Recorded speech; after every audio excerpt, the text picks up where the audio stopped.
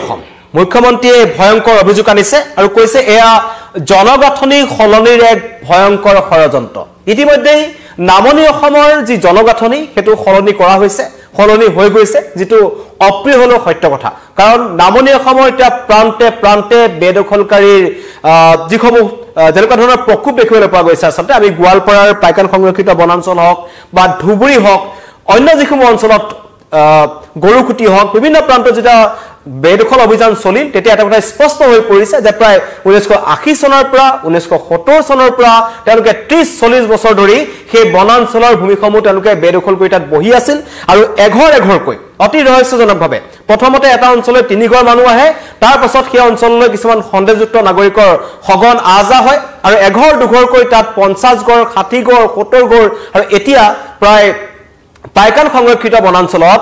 1038 hectare বিঘা ভূমিৰ পৰা প্ৰায় 1100 পৰিয়ালক উচ্ছেদ কৰা হৈছে সেই 1100 পৰিয়াল কলৈ যাব হেতু আটাইতকৈ ডাঙৰ কথা যে মানুহসকলক খেদিছে চৰকাৰে উচ্ছেদ কৰিছে তেওঁলোক কলৈ যাব তেওঁলোক পুনৰ অন্য সমষ্টিলৈ যাব তেওঁলোকৰ টাৰ্গেট আছে আৰু হেতু টাৰ্গেটটো হৈছে ফিনিশ আসাম জেহাদ কেৱল লেন্ড জেহাদতেই এই বস্তুটো সীমাবদ্ধ হৈ থকা নাই তেওঁলোকে ফিনিশ আসাম জেহাদ নামৰ এটা তেওঁলোকে ষড়যন্ত্ৰ কৰিছে যাৰ জৰিয়তে এতিয়া সন্দেহযুক্ত নাগৰিকৰ যদি গতিবিধি কথা ক'বলৈ যাওঁ ধুবুৰীত যিদৰে সন্দেহযুক্ত নাগৰিকৰ গতিবিধি অধিক আছে বিলাসীপাৰাত অধিক আছে কিন্তু জুৰহাটত নাই তেওঁলোক লাহে লাহে জুৰহাটলৈ যাব জুৰহাটলৈ তেওঁলোক প্ৰৱজিত হৈছে মৰিয়মলৈ তেওঁলোক প্ৰৱজিত হৈছে তিতাবৰলৈ তেওঁলোক গৈছে আৰু তাত তেওঁলোকে খুব কম সময়ৰ ভিতৰতে এবছৰ দুবছৰৰ ভিতৰত তেওঁলোকে 3-4খন গাঁও তেওঁলোকে নিৰ্মাণ কৰে আৰু তাৰ পিছত তেওঁলোকে নতুনকৈ ভূমি বেদখল কৰিবলৈ বিচাৰে এইটোৱে হৈছে ফিনিশ আসাম জেহাদ যেটো মুখ্যমন্ত্ৰী আজি স্পষ্টভাৱে কৈছে আৰু তেওঁ কিছুমান মুখ্যমন্ত্ৰী আজি এটা কিছু সময় পূৰ্বে এটা ইমেজ তেওঁ নিজৰ ফেসবুকত দিছে এটা অত্যন্ত চিন্তনীয় এটা তেওঁৰ তথ্য দাঙি ধৰিছে এখন অসমৰ মেপ আৰু এইসমূহ হৈছে এতিয়ালৈকে 1,19,548 বিঘা ভূমি বেদখল মুক্ত কৰা হৈছে চিন্তা কৰক উজনি অসমৰ ফাললৈ যাবি যাও নামনি অসমৰ কথা নতুনকৈ কোৱাৰ প্ৰয়োজন নাই বৰপেটাত 2016 হেক্টৰ বিঘা ভূমি নলবাৰীত 863 মৰিগাঁৱত 315 বঙাইগাঁৱত 523 আৰু ধুবুৰীত 4,748 হেক্টৰ বিঘা ভূমি অবৈধ বেদখলকাৰী দখলত আছে সৰ্বাধিক আচলতে ক'বলৈ গ'লে আৰু এয়া হৈছে নামনি অসমৰ অৱস্থা সকলোবোৰ প্ৰায় 1,783 বিঘা কামৰূপ মেট্ৰত 1,320 বিঘা শ্ৰীভূমিত 6,543 বৰাক উপত্যকাত সাউথ চালমৰা গোৱালপাৰা বঙাইগাঁও সকলোতে বনাঞ্চলৰ ভূমি সৰকাৰী ভূমি বা আমাৰ যিসমূহ সত্ৰ নামঘৰ ভূমি আছে সকলো বেদখল কৰিছে উজনি অসমৰ ফাললৈ যদি যাওঁ এই যি জেহাদৰ কথা মুখ্যমন্ত্ৰীয়ে কৈছে যে ফিনিশ আসাম জেহাদ তাত ভয়ংকৰ তথ্য আছে ইতিমধ্যে মধ্য অসমৰ কথা নতুনকৈ কোৱাৰ প্ৰয়োজন নাই নগাঁও বটদ্ৰবা সত্ৰভূমি বেদখল কৰি বহি আছিল নগাঁও মৰিগাঁও এই অঞ্চলবোৰ হৈছে কিন্তু লাহে লাহে এই বেদখলকাৰীয়ে টাৰ্গেট কৰিছে গোলাঘাট কাৰ্বি আংলং জুৰহাট শিৱসাগৰ অনুমানিক এতিয়া কম হৈ আছে সেইবোৰ বেদখল কিন্তু সেইবোৰ অঞ্চললৈ গৈ আছে লগতে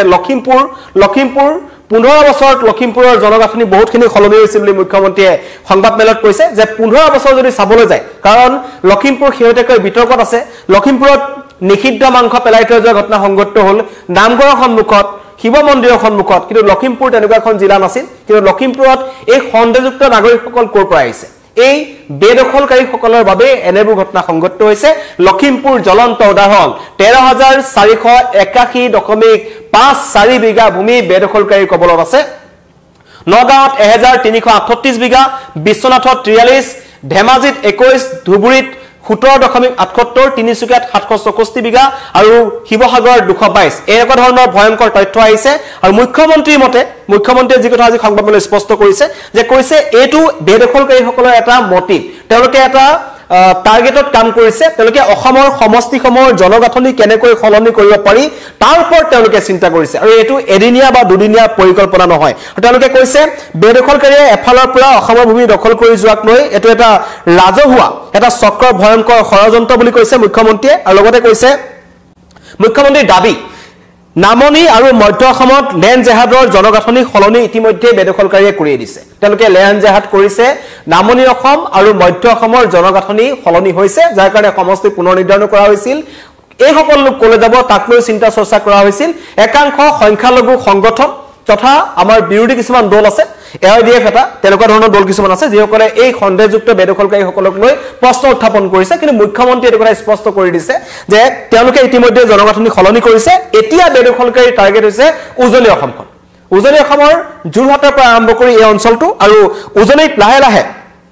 তেওঁলোকে যেটো উজনি অসমখনত যিসমূহ অসমীয়া লোক আছে তেওঁলোকৰ পথাৰ আছে বা নৈপৰীয়া অঞ্চলসমূহৰ পৰিমাণ কম যিদৰে চৰ অঞ্চল আছে আমাৰ ইয়াত তাত কম আছে তাৰ কাৰণে এই বেদখলকাৰীসকলে বনভূমিসমূহ বনাঞ্চলৰ ভূমিসমূহ তেওঁলোকে টাৰ্গেট কৰিছে আৰু তেওঁলোকে কৈছে যে উজনিক টাৰ্গেট কৰি উৰিয়াম ঘাটৰ পৰা বেদখল কৰাৰ এটা চক্ৰ আৰম্ভ হৈছে আৰু উৰিয়াম ঘাটৰ পৰা সৰু পথাৰ আৰু গোলাঘাটখনক প্ৰথম টাৰ্গেট কৰিছে কাৰণ উৰিয়াম ঘাটৰ পৰা সৰু পথাৰ আৰু গোলাঘাটৰ ডিসটেন্স বহুত কম আৰু টাৰ্গেট কৰিছে আৰু গোলাঘাট তেওঁলোকে যেতিয়া দখল কৰিবলৈ সক্ষম হ'ব তেতিয়া বেদখলকাৰী নেক্সট টাৰ্গেট হ'ব তিতাবৰ এয়া ভয়ংকৰ ষড়যন্ত্ৰ তিতাবৰ পিছতে টাৰ্গেট কৰিব মৰিয়নি আৰু যোৰহাটক হিপাইছে গোলাঘাটৰ পৰা সৰু পথাৰৰ পৰা কাৰণ এই ঢিং বা এই যি লাহৰিঘাট অঞ্চলসমূহ আছে তাৰ পৰা মুখ্যমন্ত্ৰী এটা ভয়ংকৰ অভিযোগ কৰিছে বিগত 2-3 বছৰৰ পৰা সেই অঞ্চলসমূহৰ পৰা উৰিয়াম ঘাটৰ পৰা এই সৰু পথাৰ গোলাঘাটলৈকে বাছ চলে নৈশ বাছ চলে তাত কোন সকল লোক যায় কাৰণ সৰু পথাৰৰ পৰা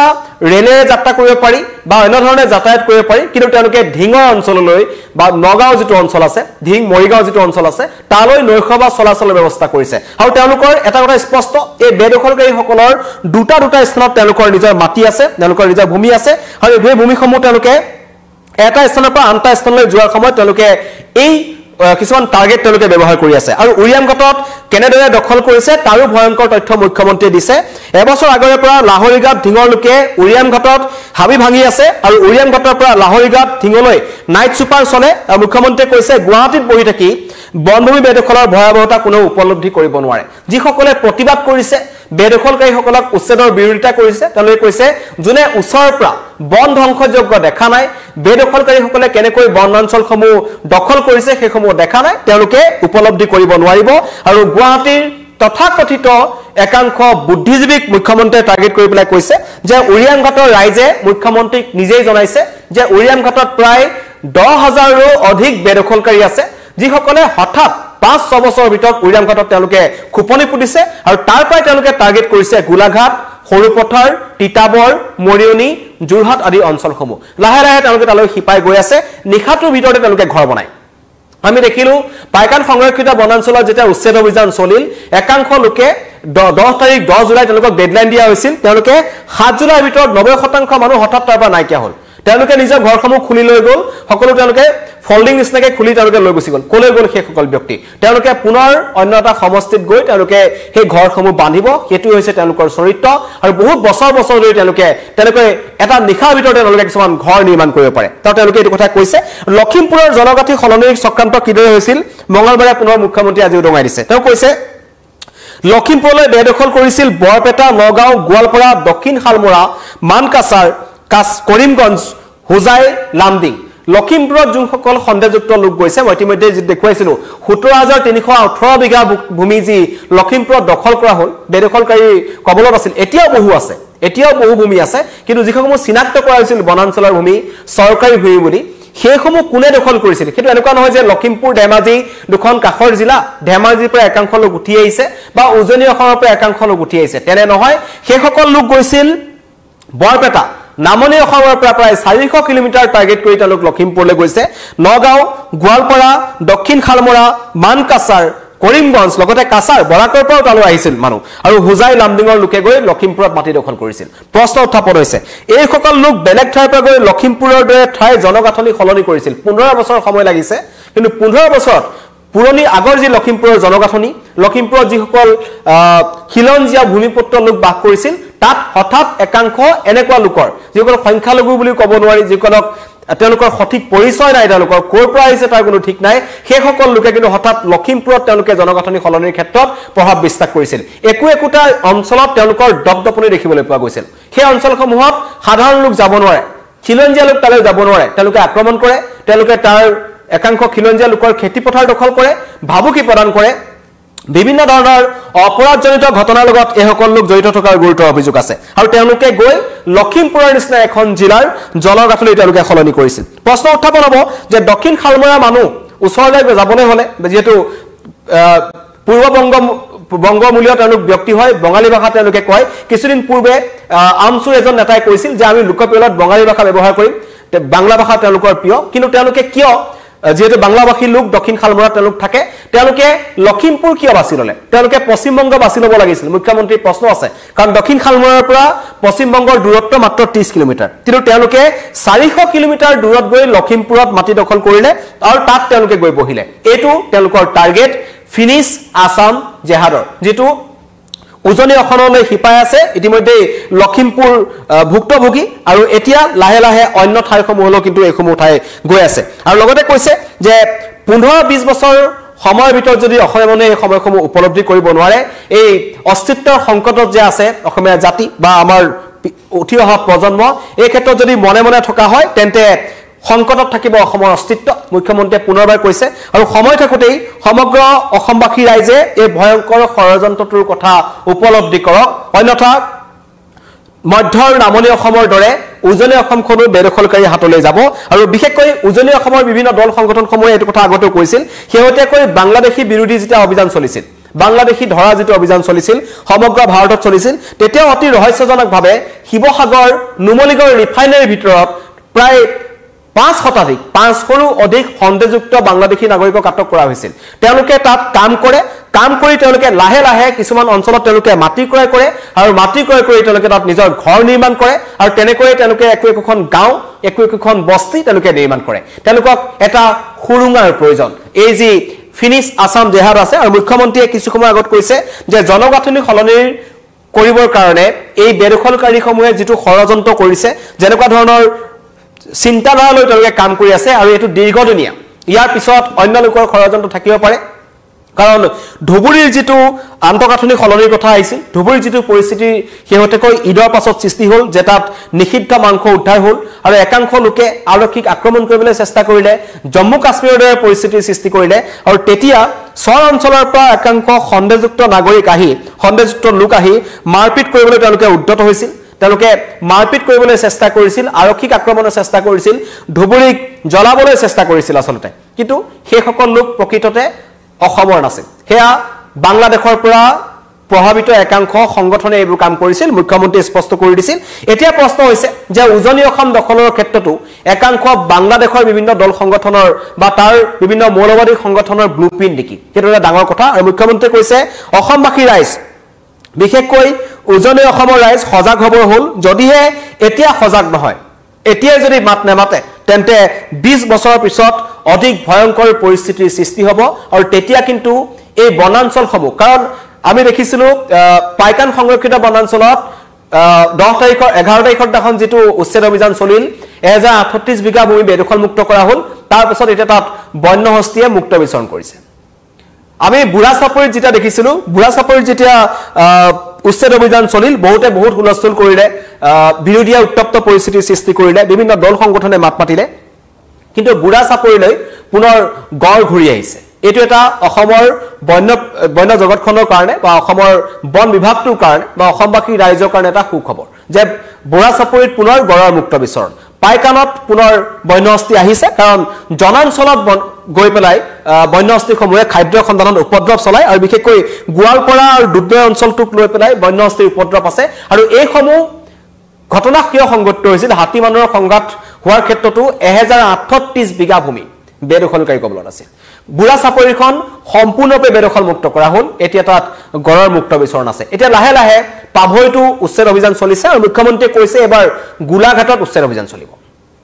উৰিয়াং ঘাটৰ পৰা গৈ জুনে গোলাঘাট সৰু পথৰ টাৰ্গেট কৰিছে যিসকল লোক বহিছে তেওঁলোকক গজালি উলোৱাৰ আগতেই তেওঁলোকক তাৰ পৰা উচ্ছেদ কৰা হ'ব আৰু কোনো কাৰণত উচ্ছেদৰ পৰা আঁতৰি নাহে ৰাজ্য চৰকাৰ মুখ্যমন্ত্ৰীয়ে স্পষ্ট কৰি দিছে কিন্তু এই যি ভয়ংকৰ ষড়যন্ত্ৰ ফাদিল হ'ল যে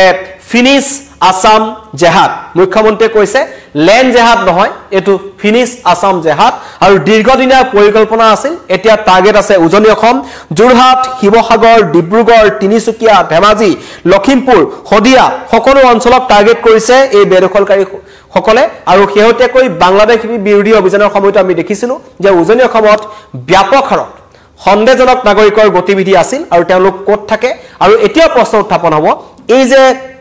1100 1300 2000 1500 এনেকুৱা মানুহ